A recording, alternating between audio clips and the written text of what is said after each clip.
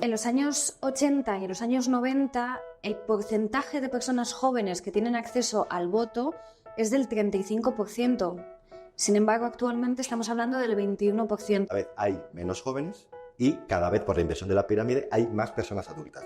Sabemos que en España, por ejemplo, 2 de cada 5 jóvenes deciden no coger trabajos o irse de trabajos en los que no se sienten alineados a nivel de valores. Las políticas pasan a ser de corto plazo y nunca más a largo plazo, porque al final tú tienes las políticas para los más jóvenes, son siempre las que son a largo plazo. Yo realmente creo que somos generaciones que tienen en cuenta muchos otros valores más allá de solo el crecimiento profesional y más allá solo de el alcanzar objetivos profesionales. Los temas que son siempre más de actualidad que hacen avanzar a la sociedad suelen ser los defendidos por los más jóvenes. En España hay 11,6 millones de personas jóvenes entre 12 y 35 años. Sabemos que representan el 24%, del cual no todo el mundo puede votar, por supuesto. Sabemos también que la generación Z y la generación millennial son las que más recesiones han vivido desde la Segunda Guerra Mundial. Hoy estamos aquí con Iago Jaén Culondo, hispano-francés, perteneciente al partido político Volt. ¿Qué tal? Pues muy bien, muy contento de estar aquí para hablar de un tema que considero muy importante. Bueno, Volt es un partido que está presente en prácticamente todas las capitales europeas. Está compuesto por una juventud bastante diversa. Tenéis diferentes nacionalidades, diferentes backgrounds. Es un placer hoy poder hablar contigo de un tema que es clave para Volt, que no es ni más ni menos que la juventud. Eso es. Lo primero de todo es, sí, efectivamente, Volt, una cosa que tiene que ya es curioso es que es un partido muy joven. De hecho, a fecha de hoy, el promedio de edad está entre los 35 años, si no recuerdo mal, un poco más elevado, porque al final nos vamos haciendo mayores, que nació hace unos años, pero probablemente es el partido más joven que hay ahora actualmente en Europa, no solamente en España, y lo que nos permite justamente tratar unos temas que son muy importantes, como es la juventud, que participen en política, algo que quizás estamos viendo que hoy en día no se da. Cuando hablamos de las recesiones que ha vivido la generación millennial y la generación Z, hablamos de la crisis del 2008, de todo lo que supuso también entrar en contacto con lo que suponía desde el concepto hipoteca hasta el concepto embargo por parte de los bancos. Y hoy en día, bueno, acabamos de atravesar una pandemia mundial y nos encontramos ante las consecuencias económicas que ha tenido la guerra de Ucrania, toda la vuelta de puesta sobre la mesa de las cuestiones relacionadas con el conflicto internacional, la OTAN, las posiciones de los países más poderosos del mundo. ¿Qué opinión se merece lo que está ocurriendo hoy en día con respecto a los jóvenes, teniendo en cuenta que no son como generaciones tan numerosos como otras generaciones? Pues me gusta mucho el inicio de la pregunta que has hecho, que es mencionar esa visión de que las generaciones, especialmente la que yo pertenezco, que es la millennial, y la que entiendo que tú perteneces, que es la Z, que durante los últimos 70 años, las dos generaciones que más eventos han vivido comprimidos y no eventos positivos han sido estas dos generaciones. ¿Qué quiere decir? Que desde el final de la Segunda Guerra Mundial tienes un periodo que se llama, que es un periodo milagroso, digamos, que es el mayor factor de crecimiento estable durante 30 años, los 30 gloriosos, que permite que ese crecimiento haga que, de forma automática, cada hijo viva siempre mejor que el padre, que los padres que tienen, ¿no? Cada vez es un crecimiento más estable, te permite ir a estudiar y luego ir aumentando más estudios y vivir mejor, emanciparte fácilmente, etcétera, etcétera. ¿Qué pasa? Que justamente, como has mencionado, durante este corto periodo de tiempo que está afectando a los millennials tardíos y a la generación Z, ha hecho que la vida sea mucho más difícil. Como has dicho, la crisis del 2008. La guerra de Ucrania, no nos olvidemos, inestabilidad política internacional, incluyendo los conflictos que estamos teniendo en el Pacífico, que muchas veces se ignoran, pero también nos afectan porque es un mundo globalizado el que vivimos ahora. También tenemos el COVID, que creo que nadie se podía esperar que fuéramos a vivir un periodo tan extraño en tan poco tiempo. ¿Qué hace? Esto está provocando al final que el crecimiento sea moderado o se haya estancado, lo que hace que seamos las primeras generaciones que viven peor que sus padres. En los años 80 y en los años 90, el porcentaje de personas jóvenes que tienen acceso al voto es del 35%. Sin embargo, actualmente estamos hablando del 21%. Eso significa que el margen de actuación que tienen también políticamente los jóvenes es muy diferente al que tenían anteriormente. Y sin embargo, sabemos que en las edades más avanzadas este número ha aumentado. De hecho, ha pasado de existir 4,5 millones de personas por encima de los 75 años a ser ahora 10 millones de personas. ¿Cuál es el impacto que tiene esto? Y sobre todo, ¿cuál es la perspectiva de Volt para poder realmente poner en el centro de la mesa el debate sobre la juventud y las necesidades de la juventud.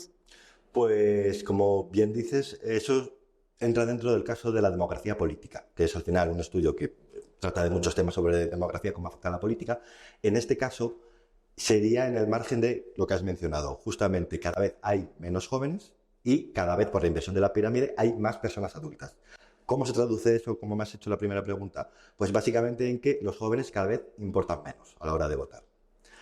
¿Cómo se traduce esto? De nuevo, que las políticas pasan a ser de corto plazo y nunca más a largo plazo, porque al final tú tienes las políticas para los más jóvenes, son siempre las que son a largo plazo.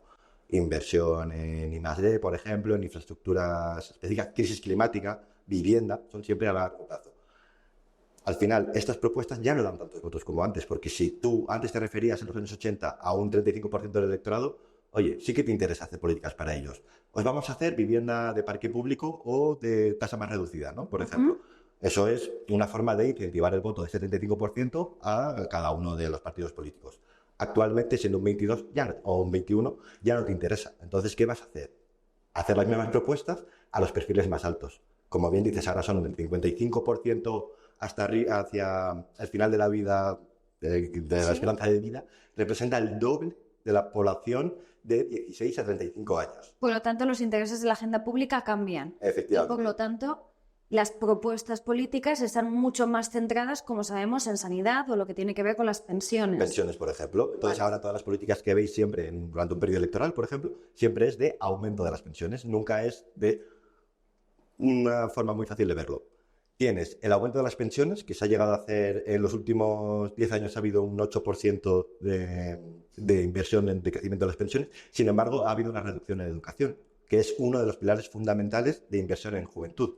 Porque al final, uno de los elementos centrales que hace que un joven tenga capacidad de éxito en el futuro es a través de la educación. Y se han reducido, sin embargo, las partidas monetarias, digamos, de inversión del Estado en educación un 2,5% del PIB, lo cual ya te está diciendo que no se invierte en jóvenes, se hacen adultos. ¿Por qué? Porque dan más votos en ese sentido. Y también tiene mucho que ver con los discursos políticos más populistas, ¿no? De alguna forma estamos viendo también cómo la extrema derecha, por ejemplo, en España, ha instrumentalizado la cuestión de las pensiones en contraposición a la juventud, en este caso migrante, ¿no? Como poniendo sobre la mesa que el dinero público se estaba desviando a cuestiones relacionadas con la juventud y no relacionadas necesariamente con las personas, digamos, a partir de una cierta edad. También está dando mucho, por supuesto, que los jóvenes son mucho peores, no solo votantes, sino a la hora de tomar decisiones políticas más acertadas. ¿Qué opinión merece eso? Que me gusta responder siempre a la mayoría de las preguntas con un depende. En este caso te respondo con un depende, empezando por parte de lo que estás mencionando, es cierto. Es decir, otro problema, más allá de que la magnitud de la población de 55 para arriba sea el doble que los jóvenes, por lo tanto no interesa en ese sentido, hay otros motivos que hacen que los jóvenes no sean los mejores votantes, por los que al final acaba provocando que los partidos políticos no se centren en ellos. Por ejemplo, son mucho más infieles en el voto. Esto quiere decir que las personas más mayores tienden a haber votado al mismo partido normalmente durante un periodo más largo de tiempo, por lo tanto van mucho más a votar. O sea, de hecho, la diferencia de voto es un 20%. Las personas mayores votan 20 puntos de porcentaje más que las personas más jóvenes. Lo que quiere decir es que si yo soy un partido político y tengo recursos escasos para pedir el voto a alguien, digo, pues voy a poner la monedita, digamos, ¿no?, el mensaje a los perfiles que más me van a votar. Y sin embargo, seguramente fluctúa esa diferencia de cambio de voto, porque las preocupaciones, aparte de ser bastante dispersas y diferentes entre los más jóvenes, también están ligadas a valores muy específicos y muy comunes que tienen que ver con el modelo de sociedad a la que necesitamos que respondan los políticos. Es decir, ¿cambiar realmente de voto por parte de los jóvenes podemos considerarlo negativo? ¿O es una respuesta también a ser muy conscientes de cuáles son las necesidades sociales del lugar en el que se vive? Pues me gusta mucho esa pregunta porque justamente otro de los problemas que tienen, que hace que los partidos no se suelen centrar en los jóvenes, es que es muy difícil saber qué es lo que quieren los jóvenes. Porque los jóvenes tienen, como bien has dicho, una visión muy heterogénea de la vida. Crisis climática, vivienda, igualdad social, feminismo, salud mental, que es algo que han traído los jóvenes y que no se hablaba hace 15 años, no se hablaba en absoluto, y fíjate la importancia que tiene ahora. Sin embargo, cuando te vas haciendo más mayor, al final los perfiles más mayores, solo les suele interesar dos cosas: no me toques las pensiones y no me pongas más impuestos. Con eso tú mandas ese mensaje y ya lo tienes hecho. ¿Qué pasa? Que quizás son unos temas que no hacen que la sociedad avance. De hecho, No quiero parecer edadista en ese sentido, pero los temas que son siempre más de actualidad, que hacen avanzar a la sociedad, suelen ser los defendidos por los más jóvenes, que es normal, porque al final son los temas que a ellos les van a preocupar para el futuro, eso es lo que les va a dar un futuro. Es lo que va a constituir la sociedad del futuro, las preocupaciones que hoy tienen los jóvenes y que tanto los jóvenes, por ejemplo, pueden hacer frente hoy en día al tipo de, básicamente, sistema de producción que puede existir también con respecto al trabajo. Sabemos que en España, por ejemplo, 2 de cada 5 jóvenes deciden no coger trabajos o irse de trabajos en los que no se sienten alineados a nivel de valores. Sabemos también que el 55% prefiere no trabajar si tiene que tomar la decisión de, básicamente, si se juega cuestiones importantes en su vida, ¿no? Como es básicamente el sentirse bien, ¿no? Digamos que en el foco para la toma de decisiones de los jóvenes hay cosas muy importantes como tiene que ver con qué tanto me hace sentirme bien el lugar de trabajo al que pertenezco. Porque la sensación de pertenencia es muy importante para la juventud de hoy en día y, sin embargo, se siente constantemente que son esta generación de cristal, que son esta generación que es hipersensible, que son esta generación que, bueno, básicamente no tiene las mismas capacidades de lidiar con el futuro que tenían las anteriores generaciones. Pero a lo mejor no es que no las tengan, es que a lo mejor son diferentes. Totalmente. De hecho, hay una parte que lo que mencionas que se ha visto afectado seguramente por el COVID, que al final es lo que mencionábamos de la salud mental. Entonces sí que ha cambiado, por lo que se ve un poco el paradigma de darle más importancia a otras cosas que anteriores generaciones no lo hacían. Pues, por ejemplo, estar con la familia, el bienestar. Y eso lo podemos, digamos, un poco como poner un poco aparte sobre esta temática. Pero luego hay otra realidad, desde mi punto de vista, que es ¿para qué vas a esforzarte tanto si los resultados que tienes en el trabajo ya no son lo que te habían prometido anteriormente? A nosotros, y imagino que a ti también, aunque seas una generación justo para abajo, se nos ha prometido que si estudiábamos, íbamos a carrera, íbamos obedientes, hacíamos un buen trabajo, tendríamos al final la vida resuelta, viviríamos mejor que nuestros padres, algo que no es verdad. ¿Te refieres a la generación millennial? Y principios de la generación Z. Eso es. Yo pertenezco a principios de la generación Z, soy exactamente 1998. Y yo soy de los últimos de la generación millennial. Eso es, entonces creo que vivimos... Sí, por supuesto, o sea, ese era el mito vendido, ¿no? Eso es, y luego se ha demostrado que no es cierto. Entonces, ¿para qué te vas a esforzar en un trabajo en el que el escalar en ese trabajo, en este mundo laboral que tenemos ahora, además que está globalizado y es muy competitivo, no se está cumpliendo realmente? Entonces... vivimos con unos trabajos que son más precarios que nuestros padres y abuelos. Tenemos menos salario, en magnitud, pero vamos. Tenemos menos posibilidades de ascenso en ese sentido a nivel laboral. Entonces, ¿para qué te vas a esforzar cuando sabes que no va a haber resultados para ello? Entonces, es mucho mejor, no digo que sea mejor, pero la mentalidad no se puede juzgar, yo creo, desde ese punto de vista, en el sentido de, oye, si todo lo que hago me estoy matando a trabajar no sirve de nada, ¿por qué voy a seguir matándome a trabajar? Voy a querer vivir más la vida. De hecho, realmente creo que somos generaciones que tienen en cuenta muchos otros valores más allá de solo el crecimiento profesional y más allá solo de el alcanzar objetivos profesionales, ¿no? De hecho, se sabe que somos generaciones que responden mucho a factores que tienen que ver con temas como, por ejemplo, relacionados con la conciliación, ¿no? Realmente somos generaciones que están entendiendo cuáles también son las discriminaciones que han permitido, en el caso de lo largo de la historia, que los hombres pudiesen ostentar los lugares de poder y en la toma de decisión, y que ha sido también a costa de los cuidados de las mujeres, y por lo tanto uno de los debates a los que nos confrontamos jóvenes, hombres y mujeres es la cuestión de la conciliación. ¿Cómo puede existir? ¿Cómo puede darse? ¿Existe o no existe? ¿Cómo puede hacerse? ¿Cuáles son los retos que consideras, Yago, que desde Volt vais a poder abarcar para poder realmente tampoco poneros de espalda a una generación tan importante y a generaciones que porcentualmente representan a un voto político muy importante, sino también, cómo se hace todo este constructo basándolo también en la juventud? Pues podríamos preguntarnos si la conciliación existe hoy en día. Entonces, justamente, hilando un poco con la respuesta que estábamos hablando anteriormente de cómo está ahora el mercado laboral para los jóvenes, podemos ver que todos los indicadores demuestran que estamos peor y cada vez peor. ¿Permite eso la conciliación? Pues, por ejemplo, ¿quieres tener una familia? Tenemos en España, creo que es la segunda tasa de nacimientos más baja, creo que junto a Polonia y Grecia. Es la penúltima antes de Italia. Perfecto. Pues, claro, ¿por qué? Porque tenemos también de los indicadores, tanto de educación y del mercado laboral, más degradados a nivel de Europa. Y porque las políticas públicas para incentivar que existan nacimientos no existen. Son prácticamente nulas. Que, por ejemplo, en este caso, tenemos una ventaja en Bolt que siempre me gusta mencionar, que es que al final, como hemos dicho al principio, es un partido europeo. Eso quiere decir que tienes una conexión, un intercambio de mejores prácticas desde Francia, España, Portugal, Italia. Pues, por ejemplo, en Francia las medidas que tiene de conciliación son bastante más avanzadas que en España, desde mi punto de vista.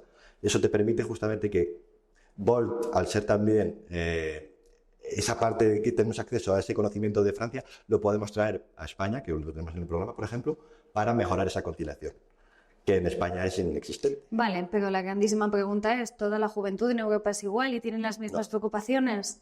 Entonces, las mismas preocupaciones hasta cierto punto, porque sí que podemos ver que, por ejemplo, la crisis climática es probablemente la punta de lanza de las preocupaciones que tienen los jóvenes, porque no es solamente que sea ya ni por defender a tu abuelo, es literalmente que dentro de 25 o 50 años nos estamos enfrentando prácticamente a vivir en Mad Max. No sé si lo has visto, que es desierto, que en vez de un ciclón al año tengas 30 ciclones. Entonces, claro que es una preocupación, es una problemática que está siempre en la mente. Yo, por ejemplo, me despierto casi todos los días pensando en esta problemática, porque sé, ya no solo por mí, que lo voy a vivir, sino en mis hijos, en mis nietos, en mis sobrinos. Realmente uno de los debates que abre el cambio climático es si realmente merece la pena traer niños a un mundo en el que todavía desconocemos cuáles son las medidas que tenemos que tomar de forma práctica por parte de las propias naciones y estados para poder llevarlas a cabo.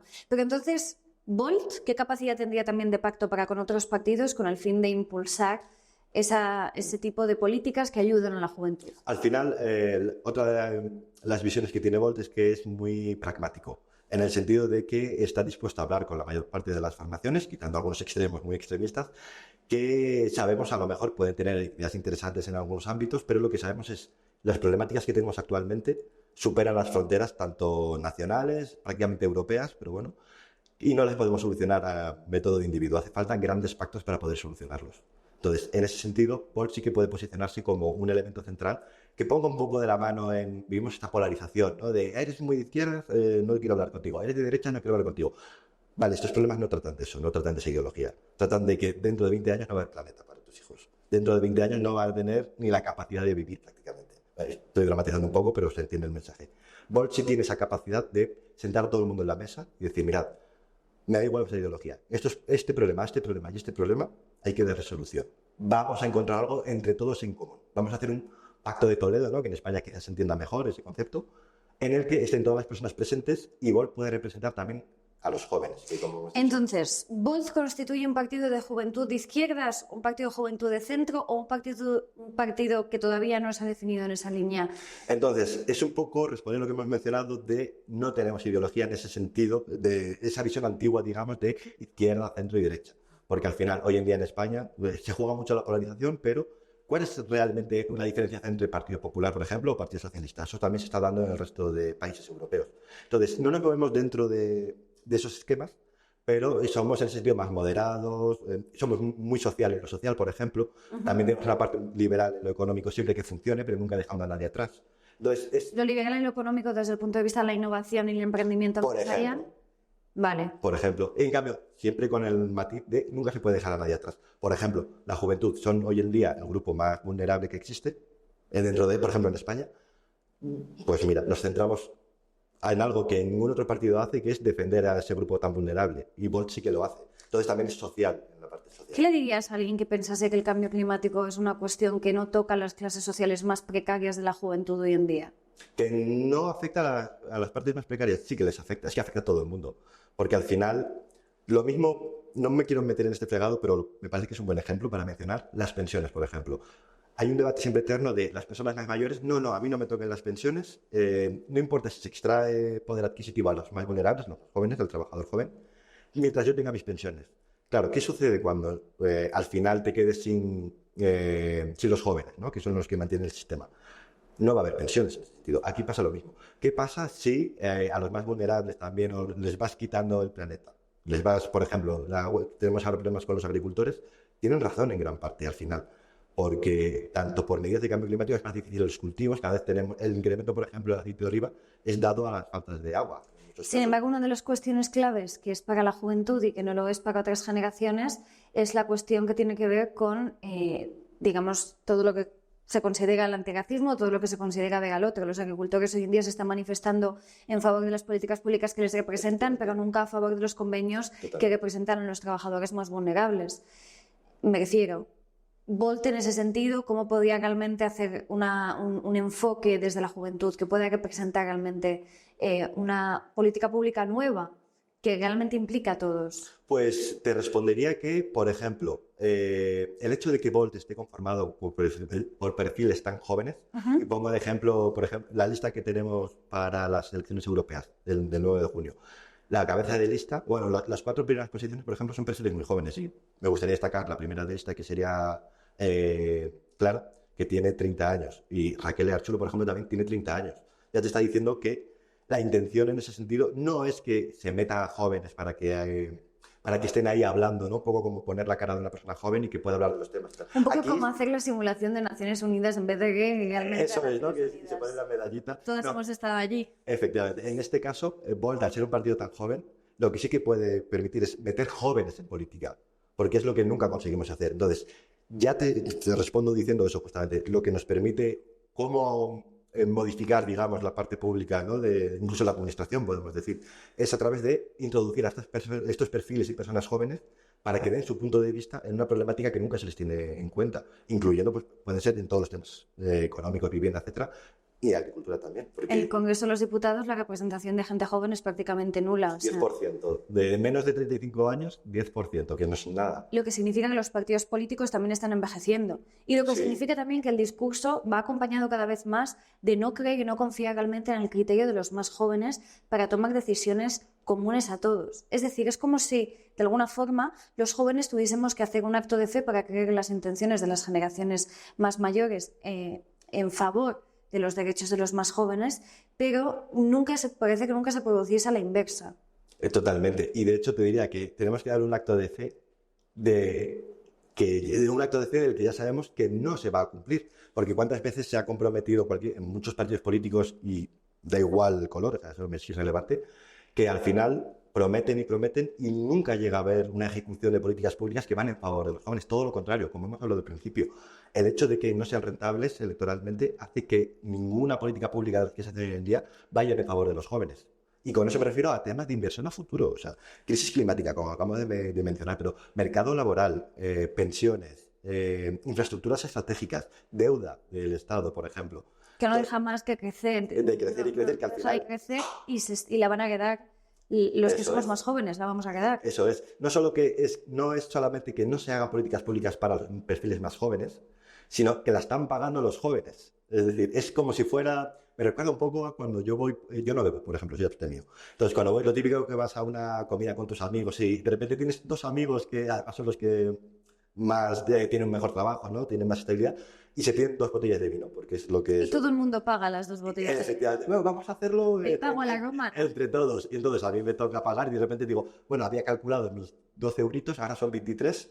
Y dice, no pasa nada, si has disfrutado de la comida, sí, pero no he tomado el vino. Aquí es un poco de lo mismo, ¿no? De políticas siempre para los perfiles más mayores de la sociedad, pero que están pagando los jóvenes a base de deuda, por ejemplo. Es uno de los muchos ejemplos que tenemos. ¿Qué políticas públicas tendría, por ejemplo, que impulsar Volt para salvaguardar los derechos de los más jóvenes desde el punto de vista de garantizar, por ejemplo, cuotas de emancipación para los más jóvenes, para cada vez es más tarde la edad a la que los jóvenes se van de sus casas? Eso influye drásticamente en su salud mental, en su capacidad también de enfrentar el mercado laboral, en su concepto también de posibilidad de crear una familia. Al final, cuanto más tarde se alcanza, desde mi punto de vista, la cuestión de la intimidad y la cuestión del poder construir una vida independiente, más tarde llega la cuestión de construir una familia y, por lo tanto, menor es la tasa de fecundación que existe en España y de hijos por familia, ¿no? Pues, por hacerlo así un poco más rápido en ese sentido, de las políticas que podríamos tener, al final me retrotraigo un poco a la parte que hemos hablado de que al ser Volt un partido, o el primer partido europeo, en el sentido de, por ejemplo, tenemos el modelo vienés, en Austria lo han hecho bastante bien en ese modelo de cómo otorgar vivienda pública, por ejemplo, o cómo atajar el problema del crecimiento del precio de la vivienda, ¿no? Y los alquileres. Entonces, lo que hacemos es, en nuestro programa electoral en ese sentido, cogemos los resultados que mejores han dado y lo implementamos aquí. Pero en vez de dar en ese sentido, que al final puede ser quizá, puede tener un programa electoral, se puede meter en la página, por ejemplo, para ver cómo son las soluciones más específicas, lo que sí que diría es, por el mero hecho de ser un partido muy enfocado hacia el futuro, porque Volt casi todas las medidas que tiene son siempre enfocadas hacia el futuro, crisis climática, proyectos para el futuro, defensa para el futuro, etcétera, etcétera, ya por el mero hecho de ser políticas enfocadas en ese sentido, hace que todas vayan enfocadas hacia los jóvenes. Porque al final, si tú inviertes parte de tu financiación o de los intereses en crisis climática, lo que estás haciendo es invertir en futuros, en la juventud. Entonces, el mero hecho de la existencia del partido, cómo está estructurado, ya hace que vayas a intentar atajar esas problemáticas. Por ejemplo, vivienda pública, que es uno de los temas centrales que se tienen también para la campaña, pero crisis climática, pero vivienda, pero reducción de deuda pública, por ejemplo. De hecho, en esa entrevista está siendo entrevistada por por una mujer de la generación Z que es más joven que tú. O sea, yo creo que hay cuestiones muy cruciales que tienen que ver también con la transversalidad de las políticas públicas que se pueden llevar a cabo. ¿Dirías que otros partidos políticos han usado e instrumentalizado a la juventud para poder realmente construir sus discursos políticos? Pues sí. Uno de los problemas principales, que esto ya más a título personal, pero creo que mucha gente se va a identificar con lo que estoy mencionando, es eso, que muchas veces se hacen promesas, se menciona mucho a los jóvenes, ¿no? Es fácil llenarse la boca con, oye, la juventud es el presente, es el futuro, pero luego al final nunca se ejecuta en nada. Entonces, se utiliza mucho, sobre todo en las partes electorales, con pequeños sobornos, que al final se hace con todos los partidos políticos lo suelen hacer en ese sentido, pero con los jóvenes es más agravante, porque al mismo tiempo que prometes, por ejemplo, una subida del 8%, por ejemplo, para las pensiones, al joven, ¿qué es lo que le das para que te vote? Es muy sencillo. Pues un bono cultural de 400 euros, que es medio imposible conseguirlo, porque las personas que lo hemos intentado, yo incluido, es súper difícil conseguirlo. Pero ya te da el toque mediático de decir el titular, oye, este partido ha conseguido poner este bono cultural de 400 euros, y es un soborno que al final no te... ¿De qué te sirve? También teniendo en cuenta que esta medida que se ha llevado a cabo por parte del gobierno socialista hoy en día ha sido una medida que solo ha sido tomada para los nacionales españoles. Y de 18 años. 19, efectivamente. 19. Pero todo lo que tenía que ver también con las políticas de juventud, con respecto a los viajes y con respecto también a facilitar la movilización de los jóvenes por dentro de Europa y dentro de propia España, solo se ha tenido en cuenta para los propios nacionales españoles. Sin embargo, España es un grandísimo receptor de migración europea y de migración de otros países, de jóvenes que están construyendo también el país en el que se está convirtiendo Europa, siendo esto un punto que no se tiene relativamente en cuenta. De hecho, vuestra presidenta es originalmente italiana y presidente alemán también. Y es una cuestión muy curiosa dentro del paradigma político, porque normalmente la relevancia que se le da a los jóvenes extranjeros es relacionar a los ingleses como jóvenes que hacen balconing, a los marroquíes como menores extranjeros no acompañados que se dedican a robar carteras, y a las mujeres, por ejemplo, latinoamericanas como mujeres cuyos derechos laborales se pueden vulnerar, ¿no? Todos estos estigmas que giran en torno a la juventud extranjera también tienen un impacto directo dentro de la percepción que se tiene hacia la juventud en su conjunto, ¿no? Y me parece muy importante tener en cuenta que si los jóvenes hoy en día tienen tantas restricciones para tomar decisiones con respecto al trabajo que van a hacer, ¿tiene algún tipo de sentido que la producción en el trabajo siga teniendo los modelos arcaicos que ha tenido antes? Porque sabemos, por ejemplo, que buena parte de los jóvenes, de hecho concretamente el 49% de la generación Z teletrabaja, y el 45% de la generación millennial también. Por lo tanto, es una confrontación al sistema de producción y al sistema de trabajo capitalista que se ha implantado en todos los sentidos, y que hoy en día, sin embargo, hay una resistencia por parte de la juventud a pertenecer a eso. ¿Es viable a largo plazo que siga existiendo esa forma de producción? Bueno, ahí quizá entra más el que estamos viviendo un cambio de paradigma, prácticamente una nueva revolución industrial. Y al final eso siempre genera una crisis en el sentido de un corte con el modelo anterior. Entonces, en este caso, es nuevas tecnologías, IA específicamente, que de hecho es otro de los temas centrales que tiene Volt, por el mero hecho de que ese paradigma va a generar una problemática en las nuevas formas de una destrucción creadora. Va a destruir muchos puestos de trabajo. Todavía se está viendo si vamos a obtener esa parte de nuevas creaciones, por supuesto va a haber, pero sí que están saliendo trabajos últimamente que están mencionando de puede que sea la primera revolución industrial que no consigue producir nuevos trabajos al ritmo de la destrucción, entonces quizás sea más traumática. Entonces, sí que es un tema que, por ejemplo, para Volt es punta de lanza en ese sentido, porque sabemos que va a generar mucho malestar, va a generar una crisis específica dentro del mercado laboral y en que los jóvenes, con la situación que tenemos actualmente, quizá no están preparados, no van a estar tan defendidos como sí que podían estar en versiones anteriores, ¿no? de otros cambios de este modelo. Entonces, claro, es esencial tratar este tema. Es un tema que nos va a llevar la agenda probablemente durante los próximos años. Y es, al igual que la crisis climática que estábamos mencionando, no es un tema que, si no se trata, que muchos partidos se están quedando atrás en ese sentido. Va a generar una crisis, una separación entre el bienestar y la riqueza de ciertos perfiles de la sociedad, en este caso los más adultos y los más jóvenes, que va a generar una pobreza importante. Está claro que las decisiones que no se toman a tiempo, el tiempo las acaba tomando, ¿no? Eso está claro y lo hemos visto también con la inteligencia artificial. Hemos visto la falta de legislaciones específicas y obvias que hace años hubiesen hecho falta que existiesen. Está claro que también hemos visto cómo el derecho tiene también que transformarse desde dentro para adecuarse a los nuevos tiempos. Son tiempos muy difíciles para generaciones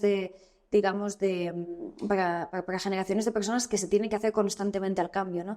Yo con 26 años que tengo hoy tengo que hacerme y no puedo dejar de aprender bajo ningún concepto, ¿no? Si antes la vida de las personas estaba marcada por una formación que acababa en un momento determinado, realmente la formación de los más jóvenes es continua, porque ni siquiera los más jóvenes hoy en día sabemos del todo cómo acaba de funcionar las grandísimas novedades que tienen que ver desde con la inteligencia artificial hasta cómo podemos realmente hacer un uso comedido y sano de todo lo que tiene que ver con las tecnologías o con la evolución constante de este mundo digitalizado que realmente creo que nos ha pillado mucho en, digamos, al menos a mi generación, en una corriente que simplemente nos ha arrastrado, sobre lo que no ha habido ningún tipo de regulación. Creo que esto también nos hace mucho más vulnerables a la exposición, hace mucho más vulnerables nuestras psiques a esta exposición social. Por lo tanto, no se trata de una generación de cristal, se trata de una generación mucho más consciente de cuáles son sus carencias y cuáles son sus problemáticas y sobre todo cómo poder construir un mundo mejor para todos. Y eso cuesta y es incómodo. Sí. Y creo que es realmente algo admirable de generaciones de jóvenes que, sin embargo, se consideran más mediocres que otras simplemente porque, por ejemplo, renuncian a tener jornadas interminables si no están dispuestos a ser pagados de forma digna por ello, ¿no? Que al final es un poco hacer valer tus derechos, porque si justamente estamos comprobando que las nuevas generaciones tienen un modelo productivo globalizado, que es una parte que aún no hemos llegado a mencionar, pero por ejemplo, no solo es competir de tener que estar al día, estar estudiando constantemente, estar renovándote constantemente, que eso ya es una dificultad tremenda para los nuevos jóvenes, que antiguamente no existía de esta manera, pero sino que tienes que competir en un mundo globalizado. Eso quiere decir que te están llegando no solo los jóvenes antiguamente en España o hoy en día más visible en Europa, sino con el resto del planeta. Entonces, por supuesto, claro, las oportunidades están más limitadas en ese sentido, es mucho más difícil. Y podríamos decir también que quienes han implementado muchos derechos realmente no han llevado a cabo su completo disfrute, de alguna forma, ¿no?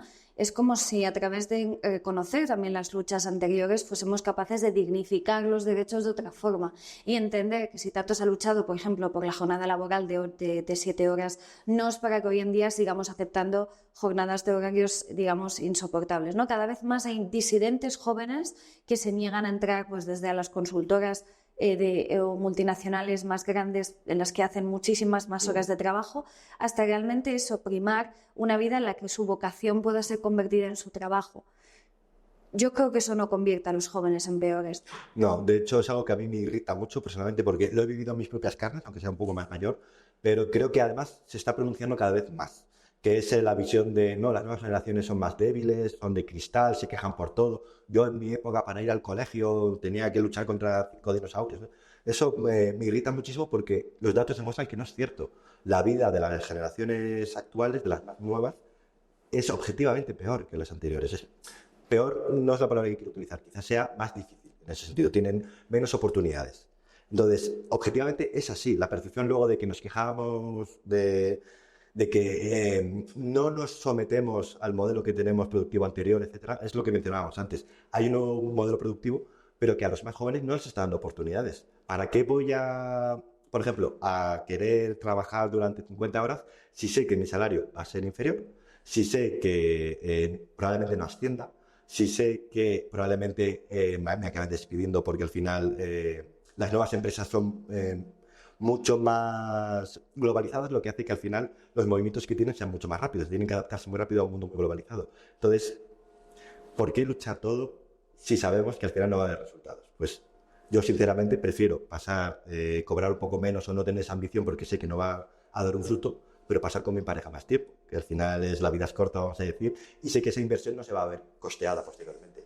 Y está claro que también hay una cuestión que yo creo que es muy interesante que tiene que ver con cuál es el tiempo y la dedicación que se está prestando a los más jóvenes. Por supuesto que los más jóvenes tenemos muchísimo que aprender, pero realmente cuál es la implicación de otras generaciones con las nuevas generaciones. Y sobre todo hay una cuestión que creo que es clave, que tanto nos estamos tomando en serio a la juventud. Es muy fácil deslegitimar el trabajo de los más jóvenes. De hecho, hemos visto que hasta el año 2024, yo cuando llegué a España en el año 2016, los jóvenes apenas tenían, los jóvenes migrantes no teníamos autorizaciones de trabajo que nos pudiesen realmente permitir crecer en el mercado laboral simultáneamente también a perseguir unos estudios, ¿no?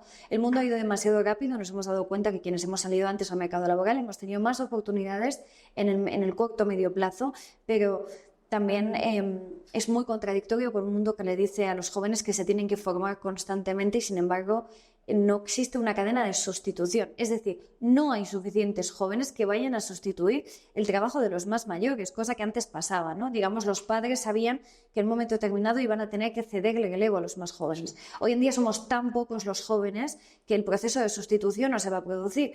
Encima sabemos que, aparte, si quitamos la cuestión de la juventud, las personas de más años se suelen incluso reinventar después de la jubilación para poder realmente permanecer en el mercado laboral. Por lo tanto, el proceso de sustitución no acaba de producirse y las garantías de las personas que tienen más edad se ven, digamos, son contraproducentes de alguna forma hacia las personas más jóvenes. Y no por una cuestión de creencia ideológica, sino por una cuestión empíricamente demostrada. Sí, de hecho, aquí quizá parece que estoy siendo muy duro con esa diferenciación que quizá da esa imagen de, no, las personas mayores no quieren ayudar a los jóvenes. Eso no es cierto, o sea, simplemente es porque estamos condensados en unos pocos minutos y quiero dar a entender la situación real de lo que se está viviendo. Pero, por supuesto, ningún abuelo, o casi ninguno espero, quiere que su nieto viva peor que él, ni que no tenga trabajo, ni que viva peor. O sea, es que eso es objetivo. Pero claro, el problema es que es un hecho que se está dando. Y la gente tiende a ser ambiciosa en ese sentido y muy cerrada en sí misma. Probablemente los adultos de generaciones como la generación Boomer, por ejemplo, la generación X, han pretendido ayudar a la juventud de forma mucho más individualizada a través de los casos concretos que tenían cerca y no a través de las políticas públicas que tenían que defender en la política. Ahí te puedo responder específicamente para el caso de España, Mediterráneo diría en general, y es que es algo que también, por ejemplo, he visto mucho, tanto en estudios como a nivel personal con amigos, que es, por ejemplo, no quites las pensiones, porque al final yo la pensión yo te lo paso a ti, no te preocupes, que a mí me pasas la pensión más alta, aunque a ti te estén reduciendo tu salario, por ejemplo, pero no pasa nada porque a ti no te va a faltar de nada porque ya te lo pago yo. Y eso genera una cuestión de dependencia directa con otras generaciones y limita la autosuficiencia de la generación millennial y la generación Z. Bueno, y claro, más que nada, para empezar, que el principal problema que tendríamos ahí es... Oye, ¿por qué esa redistribución? Lo primero es ¿por qué no confías en que lo haga el Estado? Que al final eso es otro tema que podríamos entrar en los países del sur, pero sobre todo es si es eficiente que sean las personas propias que se lo den a sus nietos, porque al final, ¿quién va a poder redistribuir más esa riqueza? Los perfiles con más dinero, normalmente, que han optado por la pensión más elevada. Entonces, lo que te va a generar es bueno, voy a decir a largo plazo, pero a medio, corto, casi ya plazo, es una diferenciación más elevada entre los perfiles más ricos y más pobres, porque a más pensión, ¿quién lo va a elegir? El hijo o la hija de la persona con mayor pensión. Por lo tanto, va a ir a eso, es un crecimiento cada vez más, una diferenciación entre los percentiles más... Y que cada vez haya menos clase media, que eso también va a tener un impacto muy grande. Totalmente. Y de hecho, como un dato muy interesante, se espera que de aquí a los 30 años siguientes la riqueza se va a condensar sobre todo en los perfiles al final más adultos. Y eso ya sucede hoy en día, que son las personas más mayores tienen al final pues más parque de vivienda, porque la riqueza se tiende a concentrar al final de tu vida, ¿no? Tienes más capacidad adquisitiva al final de tu vida. Yo pongo el caso de una amiga mía que me gusta mucho porque entiende muy bien la problemática, aunque en este caso su madre, por ejemplo, tiene la pensión más elevada y tiene 3 viviendas actualmente. Entonces, claro, dice, es que me sobra el dinero, ¿qué hago con él? Pues voy a comprar otra vivienda, voy a comprar otra vivienda, voy a comprar... Entonces ya tenemos una persona que compra viviendas por un número elevado en Madrid, que es la zona donde más cuestan dinero, ¿no? Entonces, ¿qué pasa? Que esta chica, que es hija única, va a heredar todo ese poder adquisitivo, ¿no? Todo ese parque inmobiliario también, y la va a convertir en una persona, pues pongo mi ejemplo personal. Yo, mi familia no tiene viviendas en propiedad ni nada por el estilo. Entonces, de aquí a 20 años, espero que un poco más, que fallezcan nuestros padres, yo no voy a tener esa herencia, y sin embargo ella sí. Por lo tanto, ella va a convertirse en una gran tenedora, va a tener una diferenciación que ahora somos clase media ambos, digamos, ella se va a disparar y yo me hundiré, entre comillas. ¿Qué pasa? Que de eso dentro de 20 años va a suceder de forma generalizada. Por lo tanto, vamos a vivir el periodo de mayor desigualdad social desde la democracia española. Y de hecho, este futuro que parece un poco desesperanzador para los jóvenes, es muy triste que hoy en día no lo entienda transversalmente la sociedad, porque realmente, si hoy hablamos de generación Z y generación millennial, sobre todo a principios de los 18 hasta, digamos, finales de la treintena, pero concretamente en la veintena se produce la toma de decisiones más importantes de nuestras vidas, ¿no?